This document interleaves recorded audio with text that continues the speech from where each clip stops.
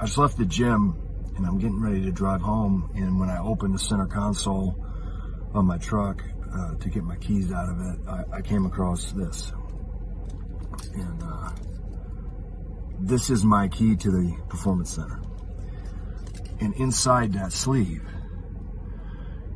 is a picture of someone that I came to call a friend, certainly a mentor in a variety of different ways, not just to me, but to a million people in our industry. And obviously that's Dusty Rhodes. And I got this, I guess you'd call it a prayer card at Dusty's funeral, and it has a poem on the back of it. And it just reminds me of some of the things that I believe in. And I say it all the time on Twitter, and I type it, and sometimes I feel like I'm just typing words out into the ether, you know what I mean? And there's a couple of different things. One is work hard, treat people fairly, and earn respect. And the other is love somebody today.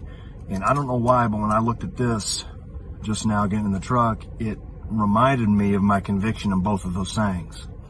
So when you see me type them, it's not just something I'm putting out there for people to look at or to react to or whatever. These are things that I believe. These are tenets of my life.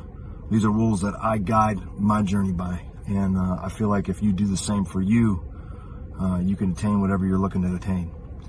Yeah, and be that in wrestling or in life or whatever your vocation is, whatever you're trying to do. If you work hard every day and you treat people fairly every day and you do those two things often enough for long enough, you're going to earn respect. And on top of that, if you love somebody today, you're going to get that in return because you get what you give. Anyway, Dusty, I miss you. I thank you for everything you've done for me and for everybody else. And I'm just reminded how great you are and how that inspires me to continue to walk in your enormous shadow. So again, it's Adam Pierce, and I'm leaving the gym, and I'm going to go home and love somebody today. Thanks.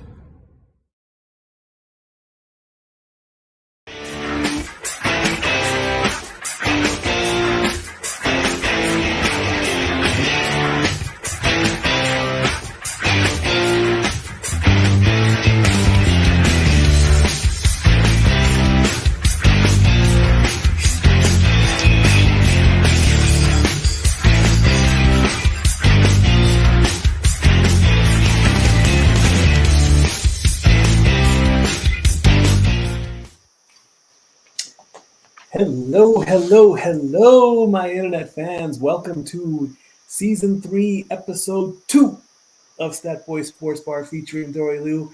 But as you can see, Miss Dori Liu is not here today. She's not feeling she's a little under the weather, but she's okay. Don't worry.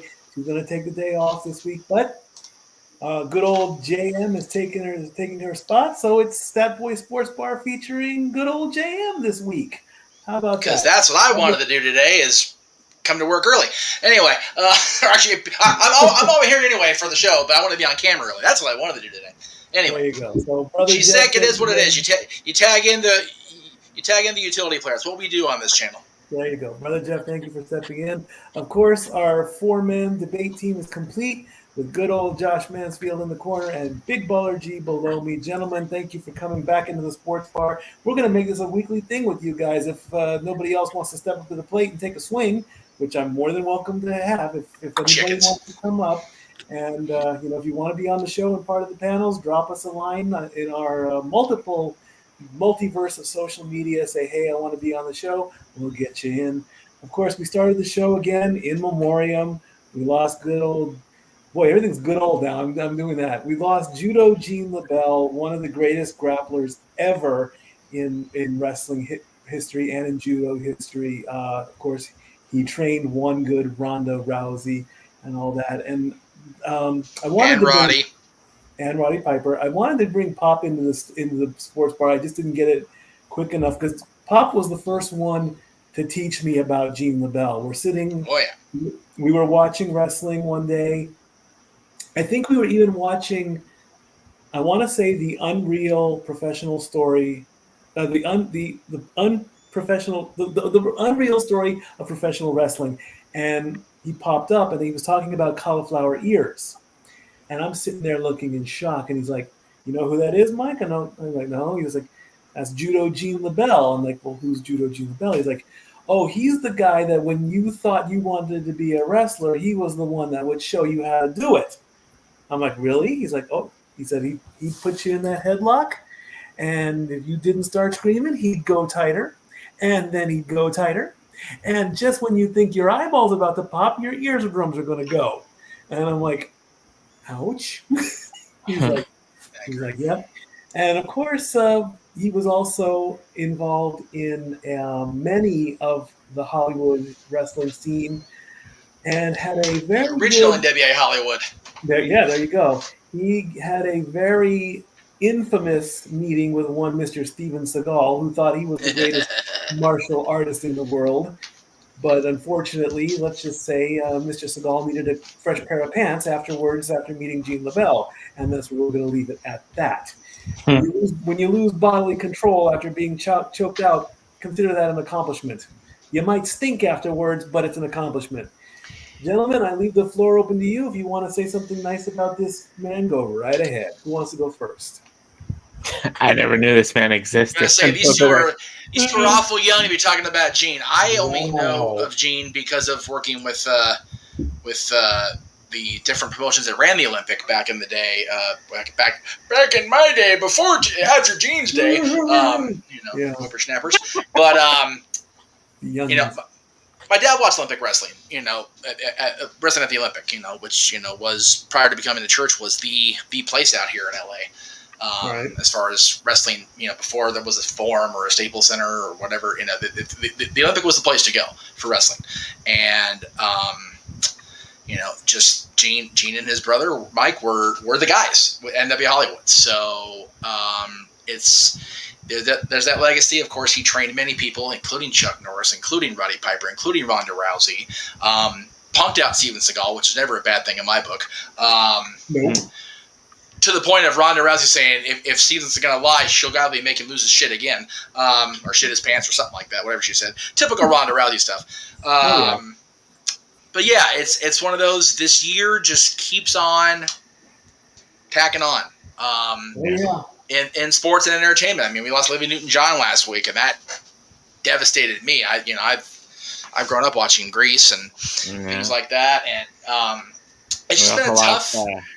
It's been tough between the deaths and all the scandal and shenanigans going on in our business. That it's definitely a tough thing to be a fan, no doubt about it. But it's arguably never been a better time to be a fan. Number one, and number two, it's really never been a better time to be a podcaster about this crazy stuff. So I'm okay with it as long as it can be done in a respectable and a way and with decorum, which doesn't often happen in our industry. So it may be tough on podcasters, but at least it's given us content to talk about.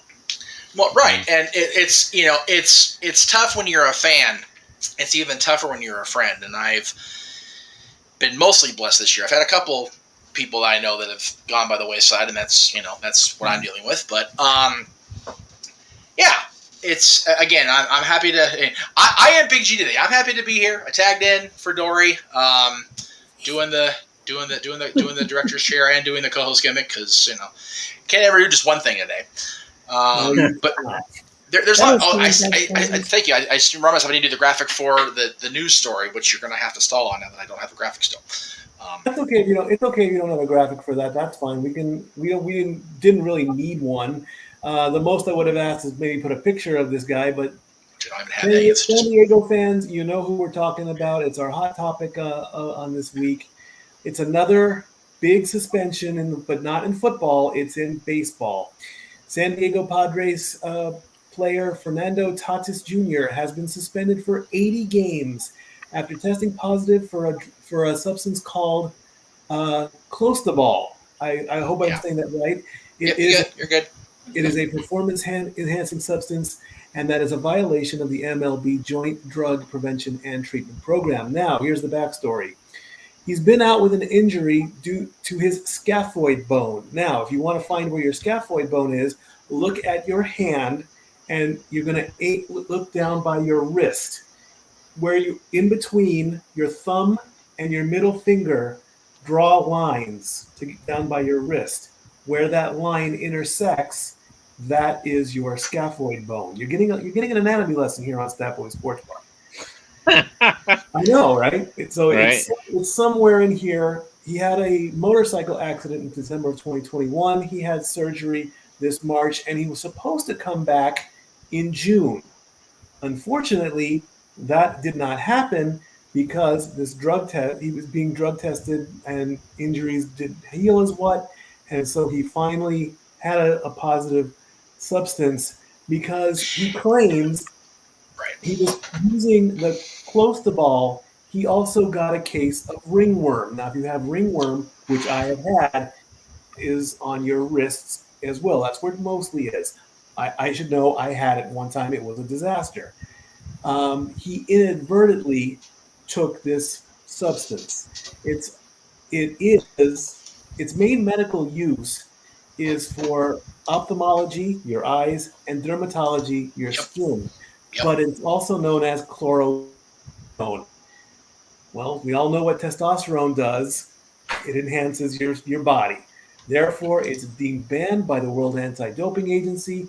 It's an anabolic and androgenic steroid, so he's out for 80 games. Now, as of today, the Padres have 45 games left in their season. He's not going to play for those games. If the Padres make it to the playoffs, those games will count. Then, when we come into the season in 2023, it's the remainder. So, basically, he'll be out for the first month of play. Now, let's take a look here at, if you can see on the stat board 9000, we have some of the standings. Jeff, if you want to put the standings up as an extra, you may. Is this football or baseball we're talking about? This is baseball. I wasn't ready for that, so no, I don't have that. Okay, you're ready for that? Okay, so the Padres are currently at 65 and 53. Dodgers are way ahead. They've got a 15-game lead, pretty much somewhere in there. So the first question is, will this make a difference? Will the Padres get into the playoffs? Will they fall out because of this player who hasn't played all season and was waiting to come back? Gentlemen, your thoughts. What do you think? Is this going to hurt the Padres?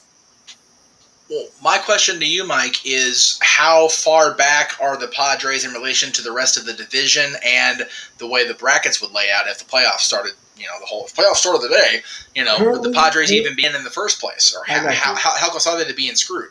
Okay, currently right now they would be the third wild card spot. So they wouldn't be in then? They would. Third. Okay.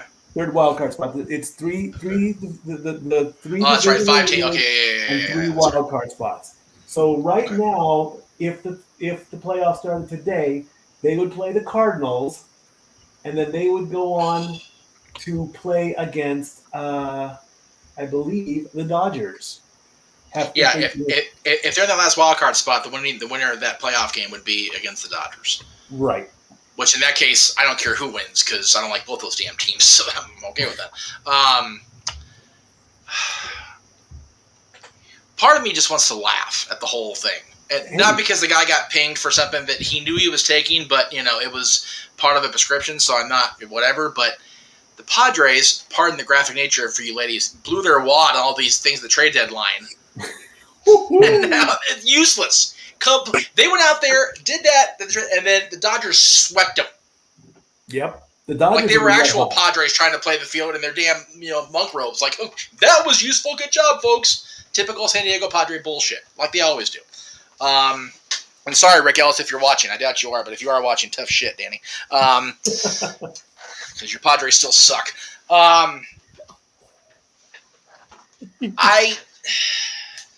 It only really matters on the front of if the Padres make the playoffs, how far they go. If they beat St. Louis, then they play the Dodgers. At most, they've got 4 games or whatever the first round of play is, because they're not beating the Dodgers. Dodgers are motivated again. Oh yeah. After last year. Yeah, after last year and losing Vin this year, I can totally agree. Josh, you got anything to say on this? Not really. I'll be completely honest. I haven't followed any baseball much, really. Yeah. Fair enough. All I knew is that guy got suspended for that. But basically all I knew. So I'm not a big baseball fan either. That's okay. But let me ask: is this the guy who got suspended? Is he any good? But yeah, I would think so. Yes. Okay. Let me quickly take a quick look at that. I can find he's that not out. going to be.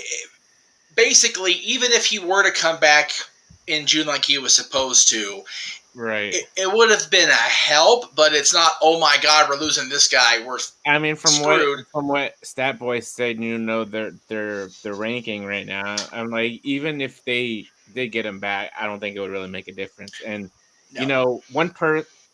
any kind of sport, one person does not make a team. There is no I in team. Right. So you either, I don't want to sound like a dick, but you're either good or you play like shit. Yeah. You know? Yeah. There's no I in team. There's an I in. These Padres keep doing this shit to themselves every year. So. So I've been to a couple baseball games. When I was in Maryland, I've been to a couple of Oriole games. I just love their park, by the way. It is a nice beautiful park. Beautiful stadium. The thing is, like, watching it in person is so much different than watching it on TV. Because I've tried to watch it on TV before. I'm just like, okay, somebody hit the damn ball, please. Baseball is definitely an acquired taste if you're not.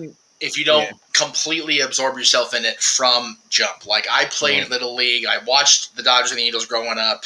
Right. Actually, I rooted against the Dodgers growing up. We're going to be brutally honest about it here on the show. Because my dad was born in Cincinnati, so we were anti-Dodgers till I was much older. And no, I didn't jump on the bandwagon in 2020 like some people did in 2002 for the other team. In SoCal. Bro. Hey! I will call you on that every day I can because I provided proof on this show last season because there's a picture of my dad holding me and I'm literally this friggin' big with an Angels hat on my head. So there you go. The answer to your question, Baller, he is currently with a 292 average. He's hit 81 home runs. He was named the All-Star team last year. He's got the Silver Slugger Award 2 years for 2020 and 2021, and last season he was the National League home run leader. Okay. So he can play. He can play, like I said, but one person does not make a team, and like Jeff mentioned, if they're that bad, I don't think he's gonna make a difference. Yeah, at most he's gonna miss an additional. I don't remember if baseball first round is best of 5 or best of 7, but at most he's gonna miss 5 or 7 more games. Seriously. I'm sure the Padres are a lot better than the Pittsburgh Pirates. That's all I'm going to say. Yeah. That's not exactly a high bar to jump over.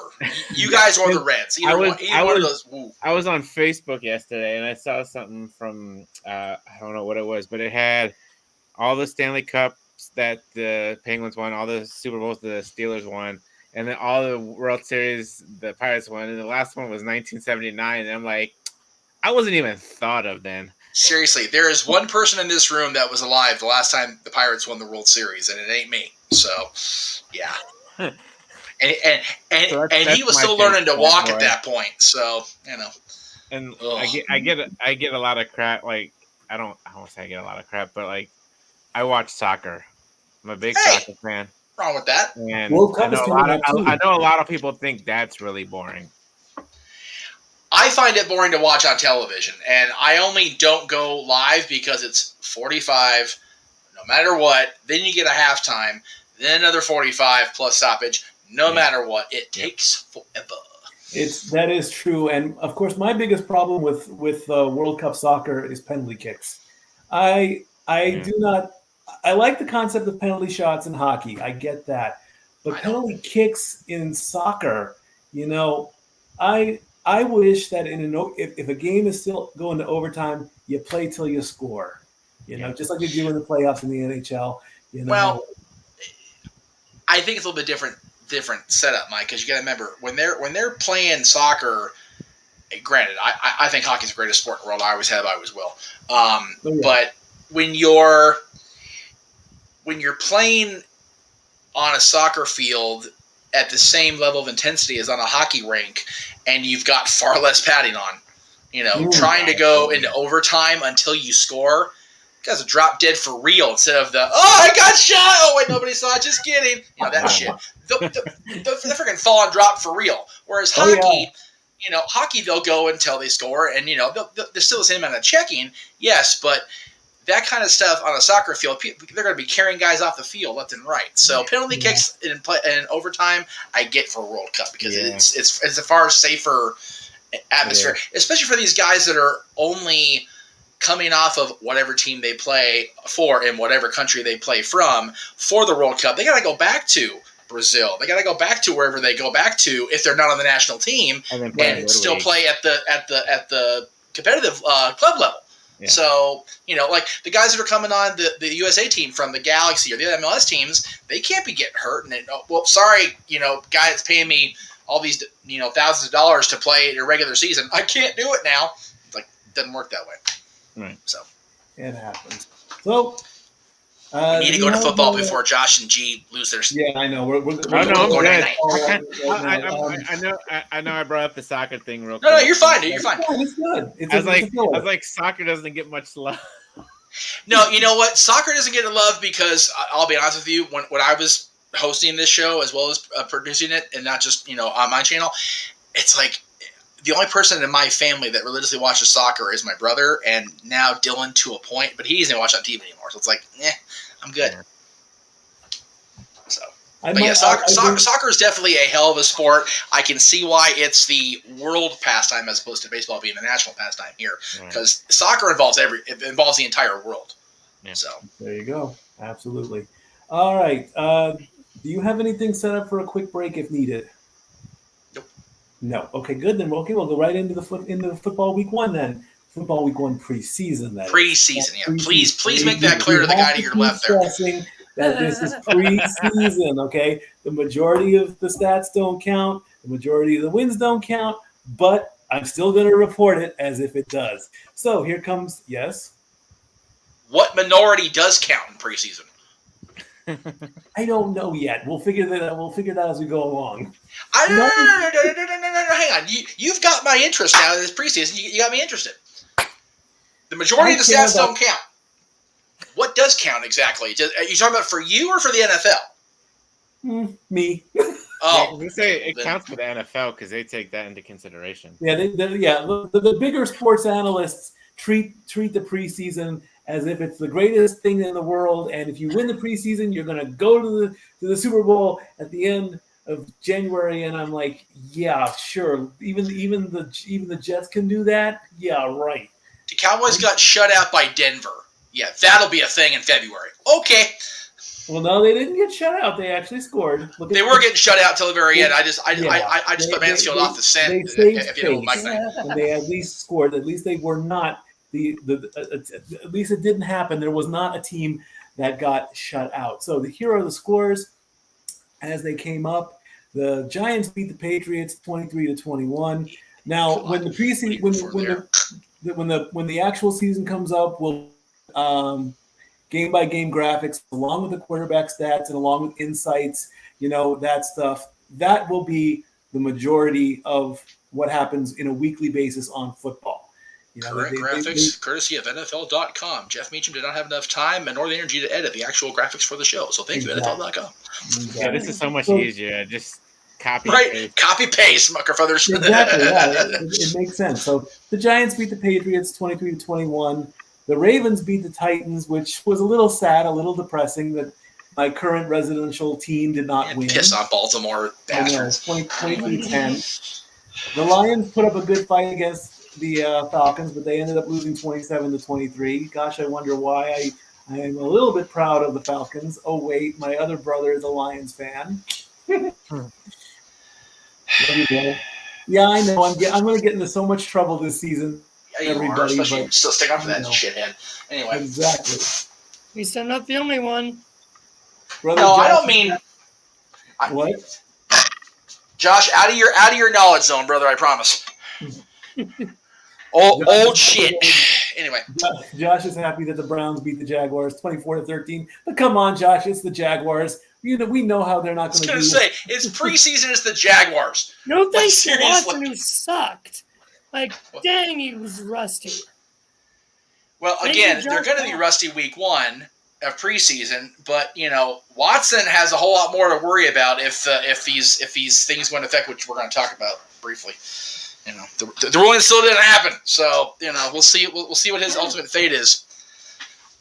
I've been hearing more talk about a settlement. That's the most I've been hearing is a settlement. Leave that guy go when I see it. So then he's not going to be suspended? Doesn't look that way.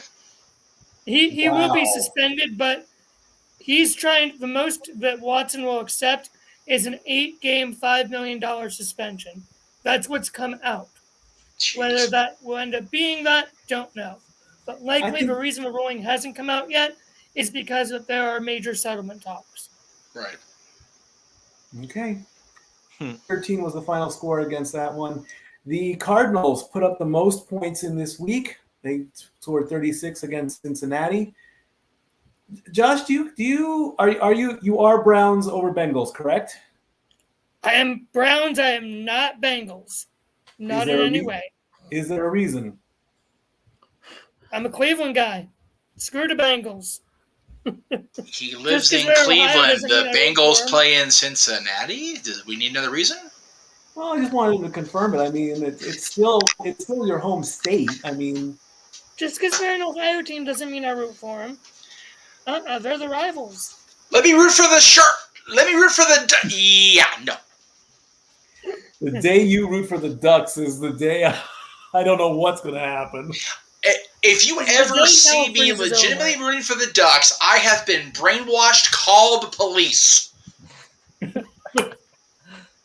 What if you need call the FBI? You kidding me? Jesus. What if you need the Ducks to keep somebody out of the playoffs this season? I'm taking the one for the day because I'm producing the show. Fuck that. I don't care.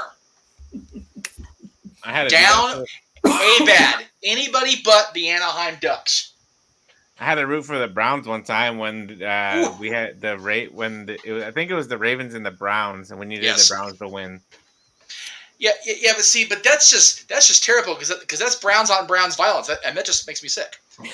This Brown on Brown violence must stop. Oh wait, that came out wrong. Yeah, go ahead. Can we have the graphic back up, please? Yeah, why not? Thank you. I'm not even drinking today. The Jets beat the Eagles, 24-21. Ballers, the same way for you. Are you anti-Philadelphia, just like Josh is anti-Cincinnati? Yeah, I was like, I have respect for the Eagles. I don't root for them. He's only pro Eagles because he can go to WrestleMania traveling 8 hours by car as opposed to 3,000 miles to come here. You poop heads. I'm not sorry.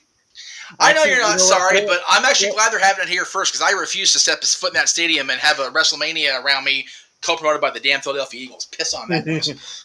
Philly's only like an hour and a half drive for me. So. Oh, okay. Well, even better.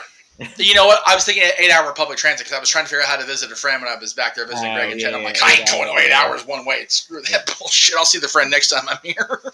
Here's a big shocker. I mean, I was surprised on this one. The 49ers beat the Packers. Now, if that happens in the regular season, that's a surprise. I had three players in the Pick'em contest.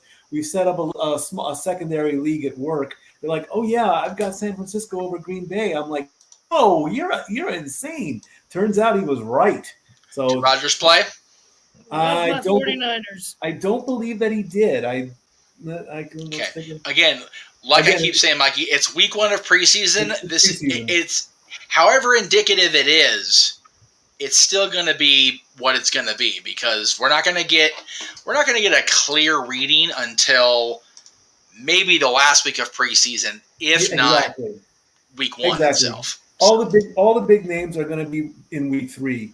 Week 2 is week 2. That's why I'm just happy. I'm going to be a Big G again on Saturday. I'm happy to be going to SoFi to watch the Cowboys come into town. Like I really don't care about the actual gameplay.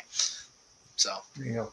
The new Commanders, the former Washington football team, they lost against Carolina 23-21. The Bears knocked off the Kansas City Chiefs 19-14. That was a bit of a surprise of that one.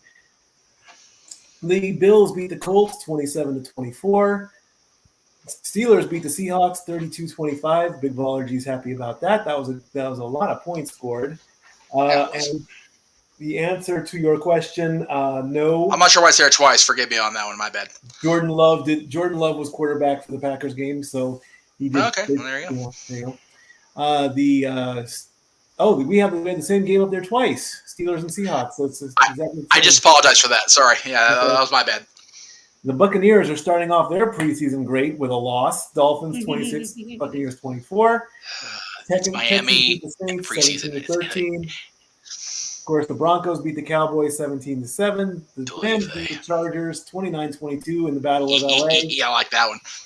And of course, the final game, the Vikings lost to the Raiders 26-20. So there's your first week now. What I'm going to do every week is I'm going to rank all the teams. If this was week 1, this is what the teams would look like. Arizona did the best. They won. They scored the most points. They're the number 1 spot. Dallas is at the bottom. They lost. They scored the least amount of points. So that's how it's going to go. The winners are going to go first. Then the losers, based on based on the total cumulative points that they score in a season. Of course, if a team goes undefeated, like Pittsburgh did for the first 12 weeks of last season, then they will be the number 1 team. If a team is tied with the exact same records, it goes by points. If they have the same amount of points, it's the points that they've given up. I'm not going to do a 4th tiebreaker if by some miracle that happens. I would like 2 things stated for the record. Yes. Before we move on to the next topic. Number 1, if you say Pittsburgh and Jinx one more time, you're going to have an entire city ready to come to Tennessee and kill you. Number 1. Especially Greg and G. Yeah. And by the way, that was 2 seasons ago where we went 12-0. Okay, I apologize. Don't say the U word around Pittsburgh until at least week 15 or 16. And even then, just shut up until the season's over, the regular season's over. I don't need that kind of pressure again. And number 2, I can't do it to him. I gotta give him crap. So. And number 2, this graphic clearly shows that whatever Josh says in previous weeks, Mikey is clearly not kissing the boss's ass when it comes to ranking teams. Just throwing that shit out there now. He's just saying. This week, no, because it's reality. It's just numbers, what that is, which is what he's supposed to be doing. So. All right. On the subject of numbers, Mike, my stat boy, you have your official Football Squares announcement. It's going to go out to the world now, and then I'll actually do the press release like I promised I would last week. Yes. We tried to announce this last week, but we had connection issues. So starting pretty much at the end of this episode, we put the grid up. And are we doing Football Squares during preseason Monday Night Football? No. I'm giving the players a chance to purchase. Oh, I got you. Squares now. So we're gonna play Football Squares as always, and there are all the prices. So starting on week 1, Monday, September 12th, all squares are $1, and they go all the way through week 6 because there's an 18-week season. It's chopped up into 3 acts: Act 1, Act 2, and Act 3. So weeks 1 through 6 is $1 a square. Week 7 through 12 is $2 a square, and then week 13 through 18 is $3 a square. When we reach the playoffs, all the squares are going to be $5 a square, and then when we reach the Super Bowl, like all, it is $10 a square. Here comes the fine print, kids. Here comes the fine print. So the payouts are going to be an 80-20 split. Meaning what? The channel's going to get 20%. The remaining 80 is going to be split up quarter by quarter, first, halftime, third, and final. If a game goes into overtime, whatever the score is at the end of overtime will count as final. We're not going to do fourth quarter, then final. That would be breaking up into 5, and that would cause too many problems. If the grid is not sold out, the pot will be adjusted. It'll still be the 80 and 20 split, and that's the way that's going to be. If the grid is not filled up and money is, if the winning square is not claimed, that money will carry over quarter by quarter by quarter until it is claimed. The channel's not going to touch the money until we take our shares. So it will carry over. Now, the winning square, of course, wins the 20% of that split. If you get the touching square, above the winning square, below the winning square, to the left of the winning square, or to the right of the winning square. That will earn you a freebie. Get one Not free square. diagonal. No diagonals. We're not playing diagonals. You'll get one free square in the next weekly game. Okay. Right. Also, if you win, if you collect the $20 and if you want to put that towards the next week's game, you're more than welcome to. All you got to do is just message me. Hey, I've got $20 coming. I'd like to put $5 onto this one, and then send me the rest. Or you can put the whole $20 on each event, each game. That is your decision. Okay. All the payouts will come through by me or by the channel if you do super chats. If the super chats will come to Geoff and all the other channels there, I'm fine with that. He'll let me know. Well, okay, so here's the issue with super chats as far as where you guys are at now. JJ's channel doesn't get super chats yet. Okay, then super chats are out. Everything comes through me via PayPal. I have Cash App. I have Venmo. And if there are players here in Tennessee that I'll be selling to, they can give me cash. I deposit the money. I keep the money safe. And we'll keep this updated as best we possibly can. Now, if you have any questions, if you have any concerns, if you have any problems, contact me. Yes. Let me deal with this. Yes. Last season, there were issues because, people, who's running this thing? Is it Geoff? Or it will all be on me. You guys know how to get a hold of me. You guys can follow me on. Yes. Oh, thank you. There you go. They're all pointing at me. Everything comes through to me. I can do diagonal, G. You can do diagonal better than I can, so that's why I moved you. So, do not email or message JJ or text him. Do not email or message or text me. If you do, they will forward it to me. They will not.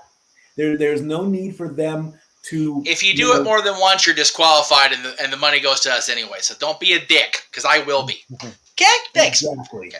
Anyway. Again, this is just a fun, easy, simple way, and it's inexpensive. It really is if you think about it. First week, everybody has $1. Everybody can Venmo me $1 if they want. Also, the 5-square maximum rule is in play. I didn't put that in the press release. Each player can only have 5 squares at a time per grid. So week 1, you can have 5 squares. Week 2, all the way up, 5-square max. Even if you have 1 square, you can buy the other 4. 2 squares, buy the 3, and all that good stuff. And the last bit of info on the graphic is. Can you bring up the graphic again, please? Oh, sorry. Boop. The actual grid number drawings, normally I do it with a deck of cards. If I cannot do that, I will find a respectable computer grid simulator, and the grid with the numbers will be put up before the kickoff of the Monday Night Football game. That way, and it'll all be on my personal Facebook page and the Statboy Rants Facebook page, and on Twitter. What time is kickoff, generally speaking, on Monday Night Football? 8 o'clock Eastern, I believe. 8 o'clock Eastern. All right. Except for week two, there are 2 Monday night games. They decided to split it up, so there's a 2A and a 2B. I think the first game is a 5 o'clock game, and the second game is an 8 o'clock game.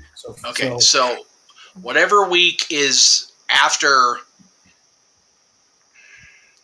Hang on, let me brain didn't work. Okay, so I was going to try and have a little synergy and be helpful, and it's okay. Once Dad's goes live on Monday, that's it. The grid's locked, and we're going to announce it. But sometimes we're at 6, sometimes we're at 7. So Yeah, that'll be fine.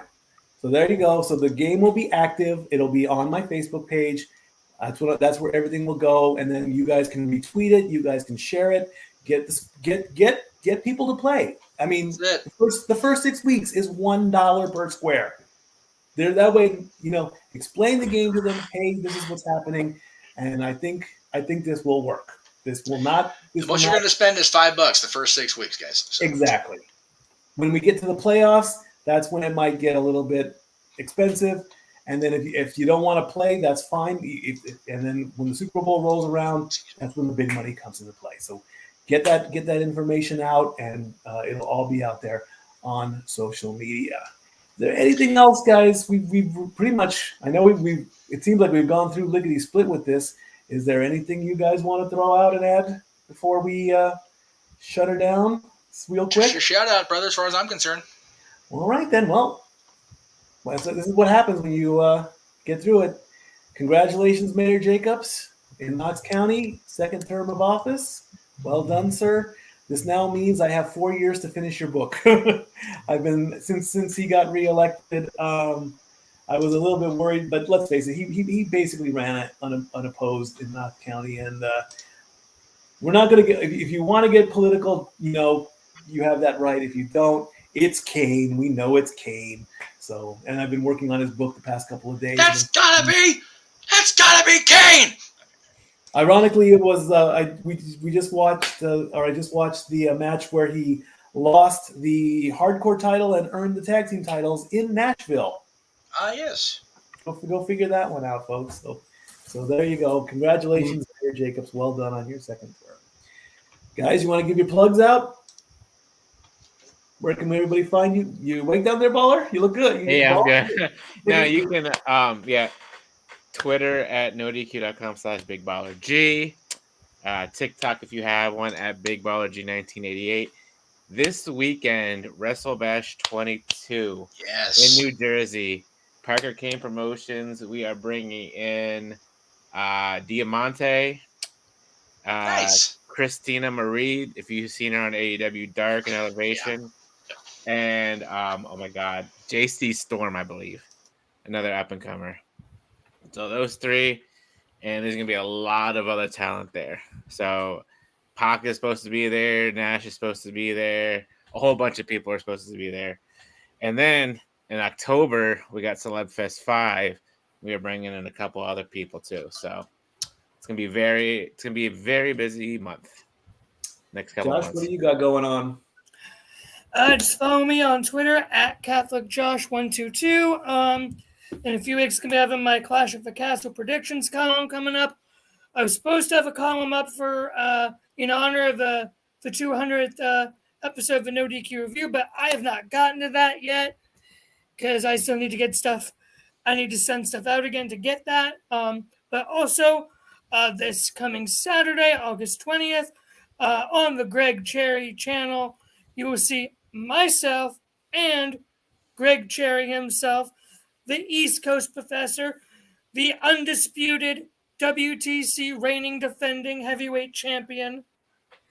And we will be doing our live predictions, or not live predictions, live football fantasy league draft. Our draft starts at 8:30. We'll probably be going live at 8, I'm assuming. Gotta, cement that with the boss man, Greg. But that's what I got going on. Jeff, how about you? Let's go. You got some plugs to handle out? East Coast Professor. Okay. You gave him the nickname East Coast Professor. When the hell did I do that? On the Greg Cherry show about a year ago or so. I don't remember that. Was I drinking? I remember it because you were called the West Coast Professor by Mike Tenay, and you officially gave him the moniker East Coast Professor. All right. Juicy so. Jeff is like, I don't remember this happening. I don't either. That's all right, Mike. Keep rolling feeble-minded. It's okay. Anyway. I can remember what I have for breakfast in the morning. Coming up, of course, 10:05 Eastern tonight, Talk Wrestling, celebrating 15 years still. We're going to be celebrating 15 years. It seems like Disney. We're going to be celebrating 15 years till the year 20, I think, at this point. Tomorrow on this channel, we'll have JJ's review of Good Burger, home of the Good Burger. Can we take your order? That's a really bad Keenan impression. I apologize for that. Kale impression. I apologize for that. Who loves orange soda? That's right. And then, of course, Wednesday night, tomorrow night, we will have the Greg Cherry Show with Greg and I, where we're apparently the professors of each coast now. So that's what we're going to go with. If you are available to be on the No DQ Review episode 200, or available to watch along with us at 8 o'clock Eastern 5 Pacific, please do. Looking forward to seeing everybody there, except me, because I have a gig in Commerce with the kiddies, and I'm going to be there. But I will have a presence on the show. You will see me just briefly, and not live via satellite, because it'll be loud and the connection will be shitty. But I will have a presence on the show. So I do apologize to everybody in advance. I said this yesterday. I apologize and again. Just booking was what it was, and I completely forgot about the Paradise Kitty gig until during a Mug Night, and I went, oh shit. So my apologies to everybody in the NoDQ Galaxy that I will not be there live Thursday, but I will be back on the NoDQ review before too long. Friday, JJ will be reviewing Mystery Men to finish off his Keenan and Kel week with Kel's showcase amongst a plethora of amazingly talented people in this movie that came out back in '99. Saturday, his new release Saturday will be Bullet Train starring Brad Pitt and Sandra Bullock, I believe, is in it with him, and there's a great supporting cast here. Saturday night is All Right for Fighting, but we're not going to fight necessarily. We're just going to open mic night, so we'll do that at 10 o'clock Eastern. Sunday, of course, JJ has the War Zone. Monday, JJ's birthday. I don't have the graphic up because I'm an idiot again. 2 days in a row I did this. Renegades Reviews will be doing Mighty Morphin Power Rangers, the original movie from '93, the good one. With the original, not even the original cast, but the cast that was on at that point. Great movie. And then we will follow that up with the Dads Not Always on Wrestling and our top 10 SummerSlam title changes. And that show, because it will be on both channels, all Super Chats donations collected that day will go to support the Renegades Birthday Fund once we're off the air. And then we'll be right back here Tuesday night next week, 7 o'clock Eastern 4 Pacific with Statboy Sports Bar. Hopefully featuring a well-rested and ready-to-go Dori Lou so I can keep my ass off camera. That is the plan when we come back into the sports bar next week. And here's a little bit of a teaser. Next week, Dori Lou is going to debut her version of the Stat Boy shout-out. Yes. We have I think, do you have the graphic ready or no? I was told not to load it, so no, I don't. So don't even say what it is. Just let them think about it for a week. Yeah, but all I'm going to say is this. There will not be a Stat Boy shout-out next week. That's Dori Lou's. It's going to go to her. Unless she's sick. No, that cards subject to change. It's wrestling. No card subject to change. This is going to happen. It's all her. We talked it over. We came up with a name. Geoff made the graphic. It looks great. You're going to speak. And then next week will be the start of week 3 in the preseason review on week 2. And all of the stuff that's been happening, here in Tennessee, we'll talk it all up. Follow both on Twitter. You can follow me at LBStatKid1977. You can follow Dori at Hathaway Lou. Keep an eye out for us, especially during Monday Night Raw and during SmackDown. Dori Lou loves to yell at the screen. It is so comical, and it's half the stuff is like you would think you were actually in the bar with a pint, just sitting back drinking. If I have one, I'm going to do a spit take. I mean, just last night when Ziggler was fighting Theory, boy, oh boy, was she getting involved. And yes, Geoff? Speaking of Ziggler, I don't know this because I haven't talked to him this week yet about it, but the Raw crew is off Thursday nights. And Dolph lives in LA a lot of the time. And he's a big Guns N' Roses and Paradise Kitty fan. So there may or may not be some content with the show off and the Professor. Woo! Go for it, bro. I'm loving that idea. Yeah. Bring Dolph into the sports bar in the network. Why not? That'd be pretty cool. Well, I mean, I can't, promise anything because he is still a contract WWE talent, and they frown upon my ginger ass. But I don't think I can get Dolph, but I don't think Nick Nemeth really gives a shit. If we're gonna be honest, so never has, and he would have been on the cruise if they didn't have SmackDown Friday night. I'll tell you that right now, because the kiddies were on the boat all weekend. And he was pissed at Ryan for being there instead of him. So there you go. It is indeed. Thank you, gentlemen, and thank you for being on this quick version of week 2. I'm very happy for it. I mean, hey, we got through everything quick, and there's still time to get ready for NXT, I believe. That's on tonight as well. 2.0. There you go, 2.0. We will see you all next week. Please come into the sports bar every Tuesday, 7 p.m., 4 Eastern. I love you all. Take care of yourself. Be safe. Stat Boy out.